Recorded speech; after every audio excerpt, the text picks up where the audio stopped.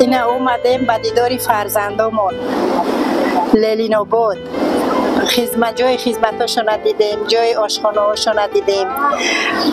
همه طرف شرایط مهیا کرده جنوبی عالی. از زمین تا آسمان هم مینت داریم و فرزندامون در جای آبادی در تنجی امانی خدمت وطن مدرکت استیان شکرانه خدا میکنیم.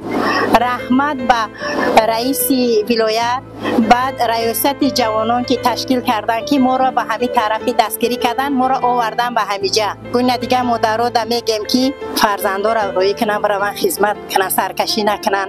اینا ما دیدیم فرزندامون کتی اینا با ایجا رفته استیم، با تشکیل کردن نبرده استیمونه. همه ما رفتیم، همه ما خرسان شدیم، فرزندامون دیدیم. ما میندار شرایطشون همشون جای خوابشون هم سوز، اوقاتشون هم همشون همین سوز، همین خونه شون ده سوز. همه رنگی فرزندی خودشون نگاه کردیم فرزندامونه. ما را دلمون پر شدی نرفته استیم سوی خونه. همه خرسان ده این زنک همی کن مادرای اومدگی همه خرسان رفته است.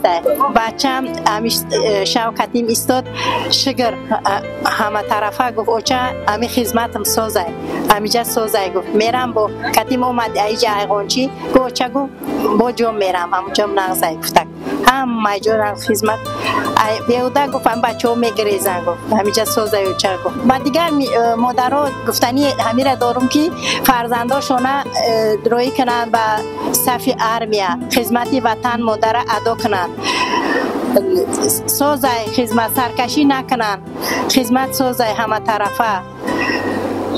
شرایطش مهیا کردگیان.